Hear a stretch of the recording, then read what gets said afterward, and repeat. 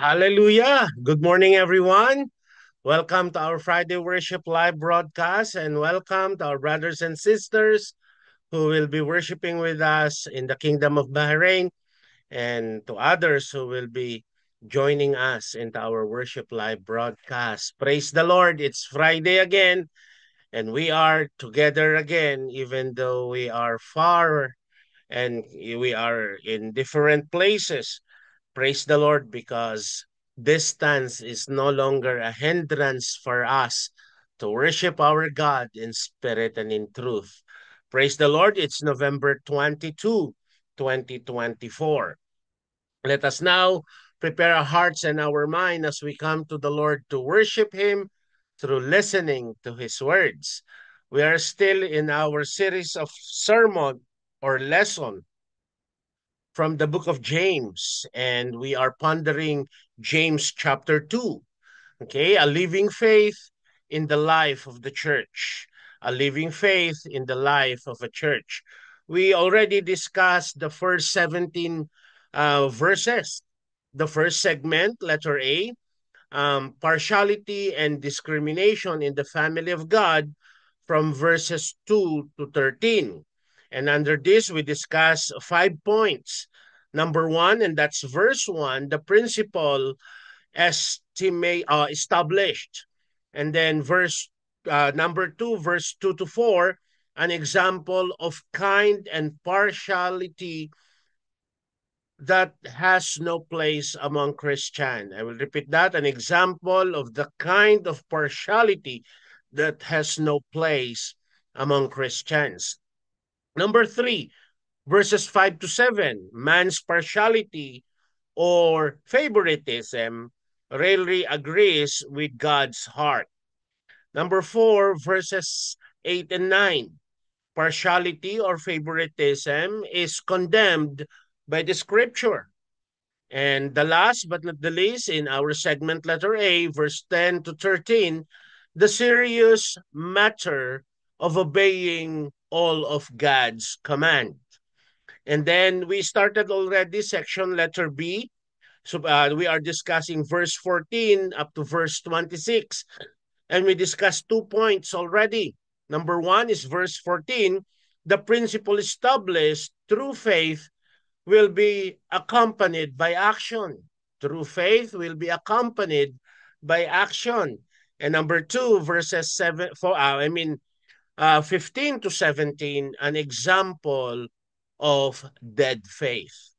Okay, let us now come to the Lord to worship Him and continue with our segment letter B, the demonstration of a living faith in loving action. Okay, we are now in number 3, verse 80 or verses 18 to 19. But let us read this. Okay, again, James chapter 2, verse 18 to 19. James chapter 2, verse 18 and 19. And the title of this portion that we'll be discussing, a living faith cannot be separated from work. A living faith cannot be separated from work. Now let us read verse 2, James chapter 2, verse 18 and 19, and then we will pray, and then right away we will start to ponder unto these verses. Verse 18, but someone will says, you have faith and I have work. Show me your faith without your works, and I will show you my faith by my works. Verse 19, you believe that there is one God, and you do well. Even the demons believe and tremble. Let us repeat, reading these two verses. Verse 18, but someone will say, you have faith and I have works. Show me your faith without your works, and I will show you my faith by my works. And verse 19, you believe that there is one God, and you do well on that. Even the demons believe and tremble. Let us pray.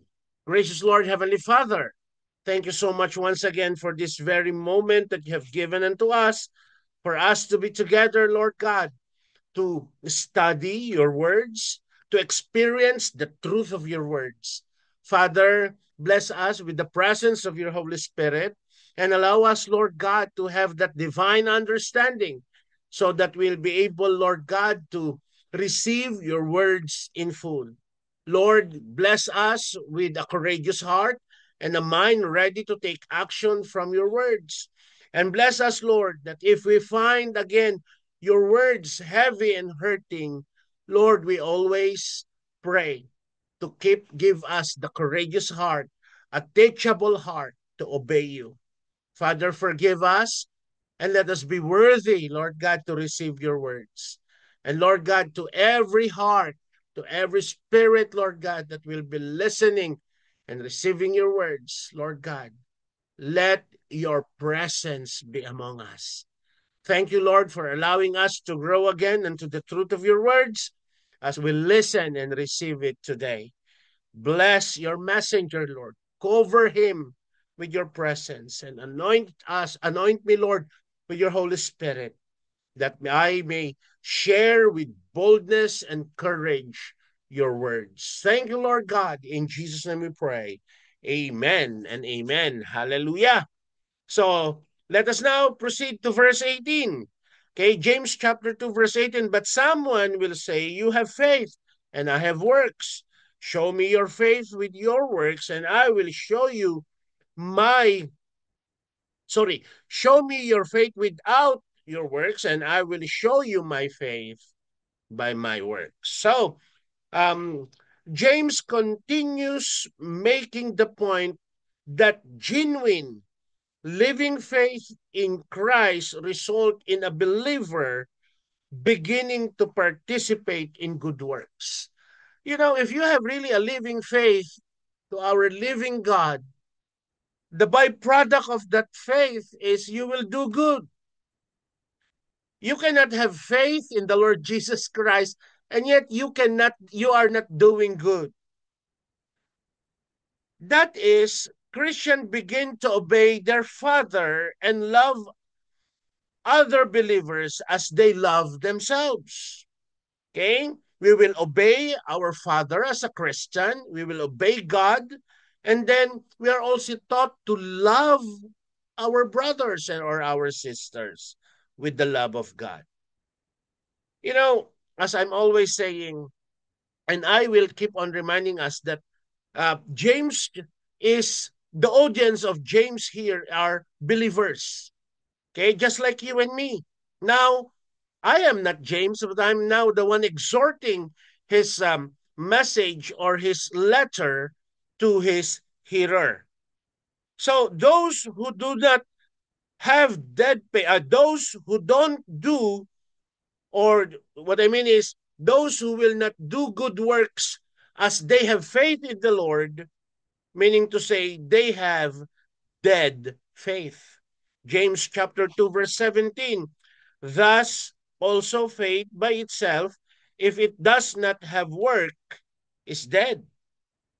So in verse 14 through verse 17, James gave a very specific teaching that the so-called faith, which does not result in good works, is just that deceiving. Let us read verse 14 to 17, James chapter 2. What does it profit, my brethren, if someone says he has faith but does not have works? Can faith save him? If a brother or a sister is naked and destitute of daily food, they're in need of daily food, they're struggling to have a food each day, and one of you says to them, depart in peace, be warm and filled, but you do not give them the things which are needed for the body. What does it profit? The, number 17 or verse 17, does also faith by itself, if it does not have work, is dead. So At no point does James require works to earn salvation. Remember that.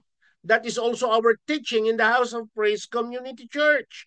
We don't do good works for us to be saved. You are saved, that's why you are doing good works. Sorry for that. So, again, at no point James requires, or at no point James requires works to earn salvation or to keep it. Rather, James points out that what we do is the result of what we truly believe. Simply claiming to have faith in Christ is meaningless. Saving faith is a faith which results in action. So don't, verse 14 to 17, don't just say go in peace when a brother or a sister come to you in need. Somehow, if they're hungry, offer food for them. If they don't have enough clothes to cover or to overcome the coldness, okay, you have to give them clothes or blanket. So not all Bible scholars agreed on how we should read this verse. It's clear that James is quoting someone, but there is no quotation marks in the original Greek language. Okay, we will not go deeper on that, but the simple thing is James is quoting someone. The problem, this present is knowing where exactly the quotation stops and where James responds to it begins. So there are many different options with a tremendous amount of material which would be discussed. In short, all possible interpretation point to the same fundamental teaching. The works of a person thus are the proof of their nature, of their faith. We have works, but that work should be anchored to your faith, to what you believe in. If your faith is anchored into the Lord Jesus Christ, meaning to say, you are commanded even to love your enemies. That is so difficult. We cannot say we can do that overnight. It requires, a maturity of faith. It requires a teachable heart to obey God in that command. So, the majority of scholars and Bible translators believe James means the quote to be from someone objecting to his teaching. In that view, the quotation would end after the first sentence with the phrase, I have worked. I have works in this verse, verse 18. This view presents someone objecting to James by claiming that faith and works are completely unrelated. This might be a claim that some believers have faith and some have works. It might be the claim that not every Christian needs to have them both. That some Christians are faith Christians and some Christians are works Christians. There are two opposing group in this play in the time of James. Some believe that they are Christian, believing that good works will save them. But to James per se, which I know this is the nearest to the truth, if not, this is the absolute truth, that the faith that you have received in the Lord Jesus Christ will lead you to do good works. So James argument here is entirely practical. He says, show me any evidence of your faith without any action. It can't be done. Hindi pwede. Okay? People who truly believe something act on what they claim to be. If you believe on something, you will be, that is your ideology, that is your belief system, and then your works follow your outward, the byproduct of that ideology, or we call it belief system, will lead you to do something out of it. But it's not biblical to say you need to do good works for you to be saved. When that happens, it will discredit what Christ has done on that cross. Yeah? It will discredit if salvation is good works. So, what Christ has done on that cross in Calvary, his suffering, will no longer be acceptable. Meaning to say, that love and sacrifice of Christ on the cross will be futile, no value at all. And we don't want that, to consume or overpower the truth. The truth is, we are saved. That's why we do good works. So, faith that doesn't cause a person to act is a dead faith, not a saving faith. On the contrary, James writes, I can show you that I believe that by good works that I do.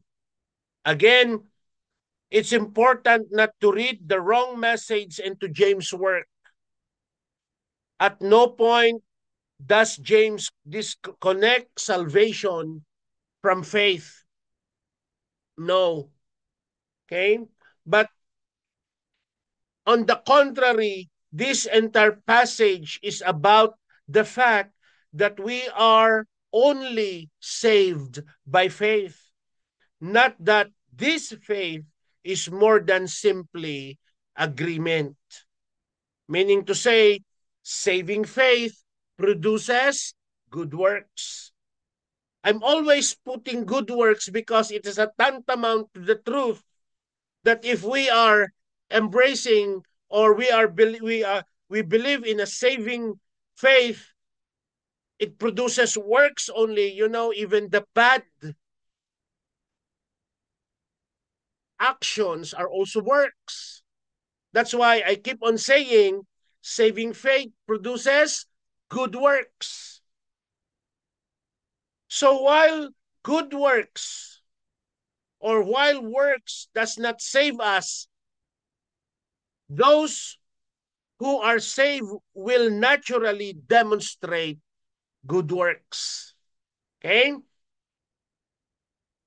If that's the case, only the rich will go to heaven because they have foundation.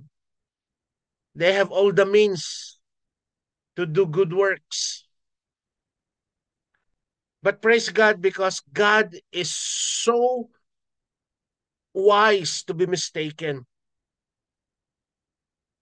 that indeed he put the truth unto the word of God, unto the Bible, for us to, in our present time, to understand what is faith, what is works, what is saving faith, what is dead faith. Praise the Lord, because the House of Praise Community Church is teaching the truth about salvation. Now let us study verse 19. James chapter 2, verse 19. You believe that there is one God? You do well, he says. Even the demons believe and tremble. Nanginginig pa. Eh? James continues making his point and that genuine saving faith in Christ result in doing good works. This includes loving other believers and obeying our Father, God. It is not enough to simply agree to certain facts about God. It is not enough to claim to be a believer. Saving, living faith is a trust in God which naturally results to certain action. It means living out the truth with our everyday choices. We have the free will, and it's up to us to use it very wisely. Either we are going to live out a saving, living faith and put our trust in God, or put that aside and then we are embracing good works will finally save us. But that is a tantamount, as I'm saying always, to the truth of what Christ has done in that mountain of Calvary. He died because of us. And that we need to put our faith in Him. And if we really believe in Him, that living faith will lead us to do good works. So this verse is perhaps the strongest statement in Scripture on different on the difference between knowing about God and trusting in God. That's a different thing. This is key to the concept of saving faith. The question James asked in verse 14 of James chapter 2 goes hand in hand with his statement here. Verse 14, what does it profit, my brethren, if someone says he has faith but does not have works? Can faith save him? So, knowledge is not the same as trust or obedience or saving faith. After all, James argues even the demons believe that God is one and they shudder or they tremble in fear of God. It's not enough to agree that the things is true. The real faith in God personally responds to that truth with trust and obedience. That's the thing. You know, in the beginning of my um, class to my students, I challenged them already.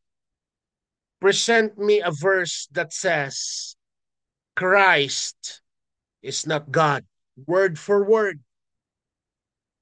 If you show me, my challenge to them is I'll give you a grade of one plus plus, and then I will resign as your instructor and even join your church. And I will teach that Christ is not God if you can show me just one verse, word for word. And just this morning, I challenged them again with another challenge. Show me a verse that says God cannot be in human form. And I have proven to them that Christ is God as to First John chapter 5 verse 20, and God in human form as per John chapter 1 verse 1 and John chapter 1 verse 14. My friend, it's not just about believing. It's not just about knowing God. But trusting Him is another story. And so the statement that God is one may have been a reference to one of the central ideas of Judaism faith known as Shema. It is found in Deuteronomy chapter 6, verse 4. Hear, O Israel, the Lord our God, the Lord is one. So every one of James' Jewish reader would have grown up agreeing with that truth. We have only one true God. And we need to live out that faith in Him. Although God reveals Himself into different persona as to the need of the time. In the Old Testament, God the Creator, God the Father. In the New Testament, He came and showed Himself as God the Son. And then when Christ ascended into heaven, the Spirit who came from Christ was given to us. And that is the Spirit, God the Holy Spirit, that's supposed to be reigning in our hearts into these days. So again, James points James' point is that it is not enough to just agree. It's not just enough. That put that puts those who talks about God but fail to act in ways consistent with that belief in the same category as the demon. So it means knowing but not trusting. The demon knows God, but they don't put their trust in God. Kaya nga naging demon sila eh. That's why they became demon, because they don't put their trust in God. They oppose God. Lucifer, an angel in his time, he opposes God.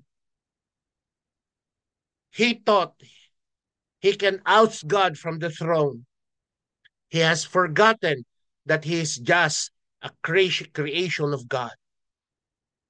So, you know, it means dead faith rather than saving faith. This is how Satan or the demon believe. They know God, but they did not trust God. Their faith is dead rather than saving faith. So the danger of this condition is that a self-ensured religion or religious person can spend their entire lives in simple agreement without ever crossing over into true and living faith. That's the thing. People will just believe as other would say. They even agree not to bring their Bible as they go to worship because it's not allowed. In that case, something's wrong. No, not only something, big. The mistake is very big. How come we are not allowing our members or their members to bring Bible as they come to worship? They're hiding something. They're hiding something or hiding something. But in the House of Praise Community Church, as we always do, we study verse by verse, chapter by chapter, book by book. It is because we believe that every scripture is God's breath or God's breath. Meaning to say, my friend, even though those verses is from the mouth of Paul, Peter, James, still we believe that every scriptures came from our God. Brothers and sisters of the faith, let us not forget, a living faith cannot be separated from works. It cannot. Again, the verses that we discussed today, James chapter 2, verse 8 and 19. But someone will say, you have faith and I have works. Show me your faith. Sorry. Without your works, and I will show you my faith with my works. Verse 19, you believe that there is one God. You do well in that. Even the demons believe and tremble. The only problem is the demon believes, but they're not putting their trust in God. That's why they become demons. What about us, brothers and sisters? What about you? Are you 100% doing good works because you are saved? Not the other way around. Doing good works for you to be saved. Until next week again, my friends, brothers and sisters in the House of Praise Community Church, we will be discussing verse 20 to 24, Abraham as an example of living faith. Well, that will be on November 29, already next week. Christmas is fast approaching, brothers and sisters. It's not all about the decoration. It's all about the heart that believe that God came through that manger for us to be saved. Let us pray. Lord God, thank you. Thank you for my brothers and my sister, Lord God. Thank you for the message of a saving faith, a living faith in the life of the church. Thank you that you're instilling in our hearts a living faith cannot be separated from works. Lord, thank you for the challenge that we have today. Are we going to demonstrate a living faith in loving action? Lord God, many a times they will reject the truth. But thank you for my brothers and sisters, Lord God, and to everyone who is listening this very time, that indeed, Lord God, you are our Savior. The faith that we receive in you will lead us in believing you and doing good works to love each other. Help us, Lord, to have that unconditional love the way you loved us, that you died on that cross for us. We may not do the same as you love us, Lord, but bless us, Lord, that we may love one another the way you loved us. Thank you, Lord. And I pray to continue, Lord God, to bless the Philippines, especially those who suffered from the Typhoon Pepito. It's so devastating, Lord. But I pray that even though we are stricken with this strong typhoon, our faith will remain trusting in you. Lord, forgive us for many a times we just know you, but we are not trusting you. Thank you, Lord. Thank you, Lord, for the many reminders today. Once again, Lord, forgive us of our many shortcomings against you. Thank you, Lord. In Jesus' name we pray. Amen and amen. Brothers and sisters of the faith of the House of Praise Community Church, we'll see each other again next week. That would be November 29. And now let us declare, to God be the glory. Amen and amen. Hallelujah.